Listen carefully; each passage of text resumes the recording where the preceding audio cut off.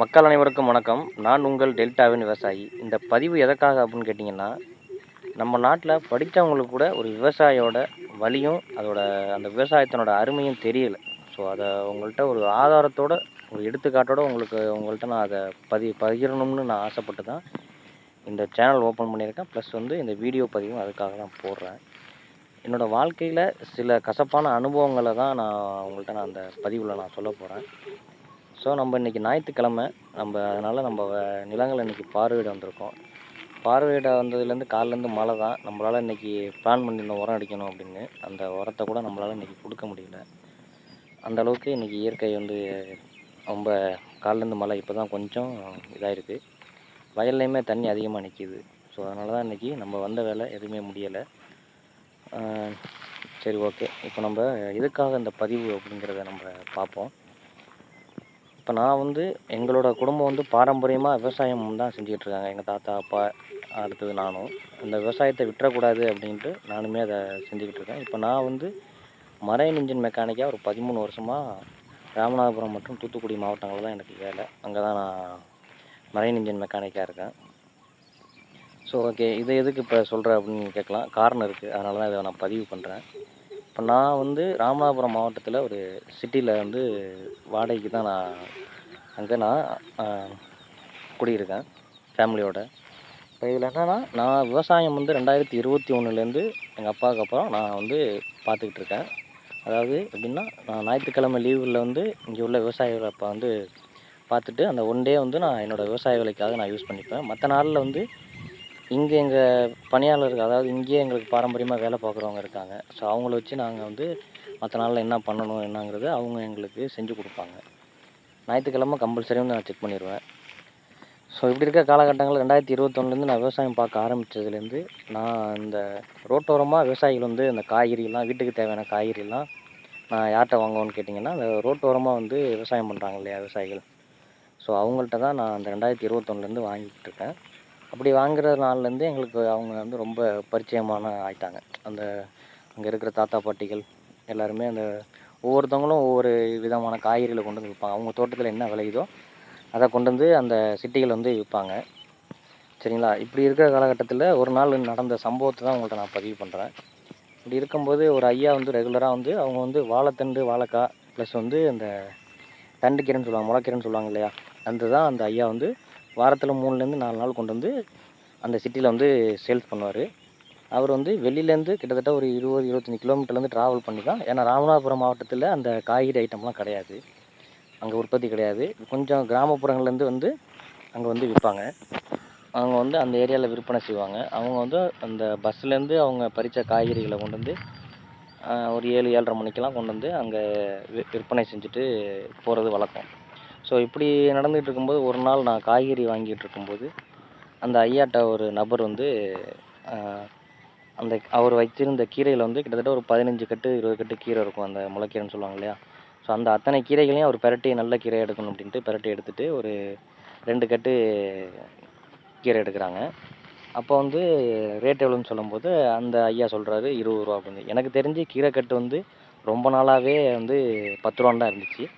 So இப்போ ரீசெண்டாக தான், நான் சின்ன வயசுலேருந்து 10 ரூபா தான் இருந்துச்சு. இப்போ ரீசெண்டாக தான் ஒரு கீரை கட்டுங்கிறது ரேட் ஏறி இருக்குது. மற்ற எல்லா விளைபொருட்களும் ரேட் ஏறி இருக்குது. இந்த கீரை கட்டுங்கிறது இப்போ தான் ரேட் ஏறி இருக்குது. ஓகேங்களா? அது எல்லாருக்கும் தெரிஞ்சிருக்கிறோம். ஸோ அப்போ அந்த நபர் அந்த ஐயாட்ட வாக்குவாதம் பண்ணுறாரு. எதுக்கு இவ்வளோ ரேட் விற்கிறீங்க, 10 ரூபான்னா எடுத்துக்கிறேன், இல்லைன்னா வேண்டாம் அப்படின்ட்டு அவர் அந்த ஐயாட்ட வாக்குவாதத்தை வைக்கிறாரு. அந்த ஐயாவோட கண்கள் நான் பார்த்தது என்னன்னு கேட்டிங்கன்னா, எப்படியாவது அந்த கீரை கட்டை விற்றுறணும் அப்படின்னு சொல்லிட்டு, சரி 2 கட்டாக எடுத்துங்க, 30 ரூபா மட்டும் கொடுங்க அப்படின்னு அந்த ஐயா திரும்ப அவர் குறைக்கிறார் 10 ரூபாயை. திரும்ப அந்த நபர் 10 ரூபான்னா கொடுங்க, இல்லைன்னா வேண்டாம் அப்படின்ட்டு அந்த கீரை கட்டை நிராகரிக்கிறார்.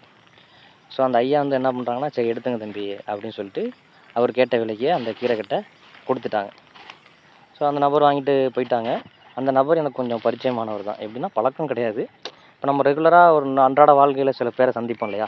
அவர் ஒரு பேங்க்கில் ஒரு பேங்க் எம்ப்ளாயி. அவர் வெளியிலேருந்து அவரும் என்ன மாதிரி அங்கே அந்த சிட்டியில் அவர் ரூம் எடுத்து ஃபேமிலியோடு இருக்கார்.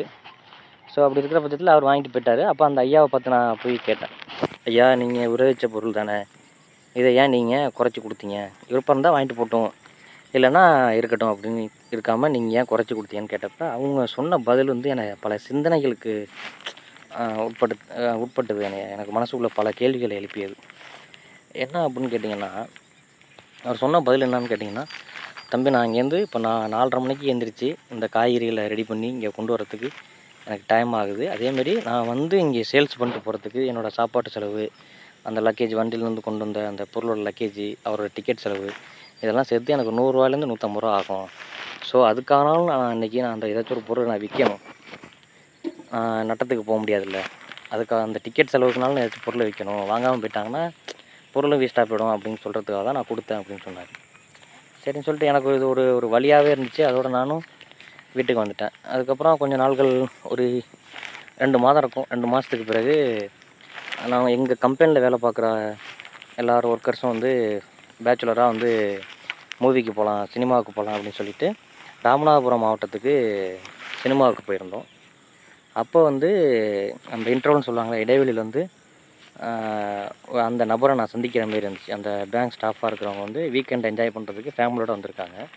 அப்போ வந்திருக்கும்போது இன்டர்வல் வந்து அவங்களுக்கு தேவையான அந்த ஐஸ்கிரீம், பாப்கார்ன்லாம் இருக்கு இல்லையா, அதெல்லாம் வாங்கி அவங்க ஜாலியாக என்ஜாய் பண்ணி ஃபேமிலியோட சாப்பிட்டுட்டு இருந்தாங்க. அப்போ நாங்கள் போய் நம்ம ஏன்னா பசங்கள்லாம் ஒரு பட்ஜெட்டில் தானே போவோம். அப்படி போகிற பட்சத்தில் நாங்கள் போய் அந்த மெனுவில் உள்ள ப்ரைஸ் லிஸ்ட்டை பார்க்கும்போது எல்லாமே ஹெவியான காஸ்ட்லியாக இருந்துச்சு. பாப்கார்னாக இருக்கட்டும், ஐஸ்கிரீம் எல்லாமே இருந்துச்சு. அதனால் நாங்கள் என்ன பண்ணிட்டோம்னா, ஆளுக்கு ஒன்று வாங்கி 2 பேராக ஷேர் பண்ணோம். சரி, அதாவது 3 வாங்கி 2 பேராக ஷேர் பண்ணிக்கிட்டோம். ஸோ அப்போ அந்த நபர் நான் நோட் பண்ணிக்கிட்டே இருக்கேன். அந்த நபர் வந்து அந்த ஃபேமிலிக்கு தேவையான எல்லாருக்கும் தேவையானதை வந்து ஃபுல்லாக ஆர்டர் பண்ணி சாப்பிட்டுட்ருக்காங்க. ஸோ அப்போ வந்து அவங்க மேபி அவங்க சாப்பிட்டது வந்து ஒரு 700 800 கூட இருக்கலாம். இப்போ நார்மலாக ஒரு பாப்கார்னுங்கிறது வந்து 20 கிடைக்கும். ஆனால் அங்கே வந்து ரேட்டு 70 போட்டிருக்கு. ஸோ அதை பற்றி அவங்க எந்த கேள்வியும் கேட்கல. ஏன்னா இதை பார்த்தோன்னே அந்த அந்த அவங்கள பார்த்தோன்னே எனக்கு கோவம் வந்துருச்சு. சரி, இதை நம்ம கேட்கணும் அப்படின்னு சொல்லிட்டு எனக்கு ஒரு மனசில் ஒரு ஆதங்கம் வந்துச்சு. ஸோ அதனால் நான் என்ன பண்ணேன் அப்படின்னு கேட்டிங்கன்னா, அவங்க ரெஸ்ட் ரூம் போகும்போது அப்போ நான் அவங்கள்ட்ட என்ன அவங்களுக்கு தெரியும். ஏன்னா ரெகுலராக பார்த்துட்ருக்கோம் இல்லையா. ஸோ அப்போ நான் வந்து அவங்கள்ட்ட நான் பேச்சு கொடுக்கும்போது அப்போ நான் அந்த விலைப்பட்டியல்லாம் சொல்கிறேன். அங்கே இது வெளில இவ்வளோ தானே சார், இங்கே இவ்வளோ ரேட் இருக்குமே அப்படின்ட்டு நான் பேச்சுவாக்கில் அப்படியே பேசிகிட்டு இருக்கேன். ஐஸ்கிரீம் ரேட்லாம் அவ்வளோ சொல்கிறாங்களே, இவ்வளோ ரேட் இருக்குது அப்படின்ட்டு. அப்போ அவங்கள்ட்டேருந்து எனக்கு தெரிஞ்சது என்னென்னா, வீக்கெண்டை வந்து என்ஜாய் பண்ணும்போது அவங்க இதை வந்து ஒரு பெருமையாக சொல்கிறாங்க. அதாவது இந்த மாதிரி இடத்துக்கெல்லாம் நம்ம போனால் தான் ஒரு பெரிய ஆள் அப்படிங்கிற மாதிரி, இந்த மாதிரி செலவு பண்ணால் தான் நம்ம பெரிய ஆள் அப்படின்னு. அதாவது அந்த காலத்தில் அத்தியாவசியத்துக்கு தான் செலவு பண்ணாங்க. இப்போ ஆடம்பரத்துக்கு செலவு பண்ணுறது வந்து அது பெருமையாக நினைக்கிறாங்க.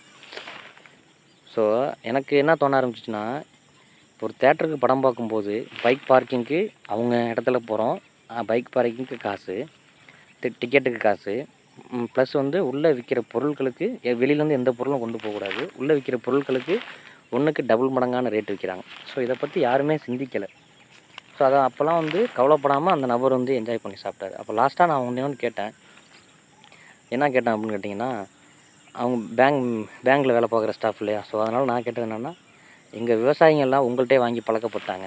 ஸோ எங்கள்கிட்ட வாங்கும்போது உங்களுக்கு கொஞ்சம் கஷ்டமாக தான் சார் இருக்கும் அப்படின்னு அதை ஒரு சிரிப்போடு கேட்டேன். அவங்க அது எப்படி புரிஞ்சுக்கிட்டாங்கன்னு தெரியல.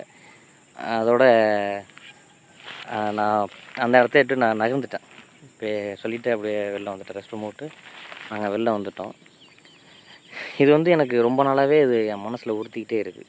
ஏன்னா எவ்வளோதோ நாளும் நம்ம கவலைப்படுறதில்ல. இன்றைக்கி தங்கத்தோட ரேட்டை பாருங்கள், யாரும் யோசிச்சுருக்கே மாட்டோம். அதெல்லாம் யாருமே வந்து ஏன் இவ்வளோ ரேட் ஏற்றுறீங்க, எதனாலன்னு யாரும் ஒரு கேள்வி கேட்குறதில்ல.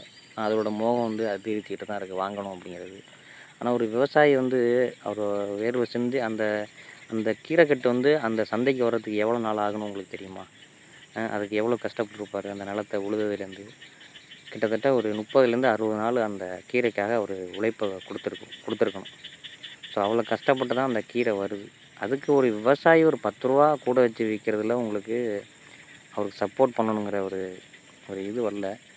பட் ஆனால் வெளியில் போகும்போது என்ன இது பண்ணாலும் அதை பற்றிலாம் யாரும் கவலைப்படுறதில்ல. ஒரு சூப்பர் மார்க்கெட்லேயோ இதே கீரையை வந்து ஒரு சூப்பர் மார்க்கெட்டில் 25 ரூபாய்க்கு ஏசி போட்டு விற்கிறாங்க. ஸோ அதெல்லாம் கேள்வி கேட்க யாரும் இல்லை, வாங்கிட்டு வராங்க. ஒரு விவசாயிட்டேருந்து வாங்குறதுக்கு இவ்வளோ கேள்விகள். அவர்கிட்டருந்து பேரம் பேசி வாங்கி அவர் என்ன ஜெயித்தாங்கன்னு எனக்கு புரியலைங்க. ஸோ இது ரொம்ப வலியாக இருந்துச்சு. அதனால தான் அந்த பதிவு நான் உங்கள்கிட்ட ஷேர் பண்ணேன். நன்றி.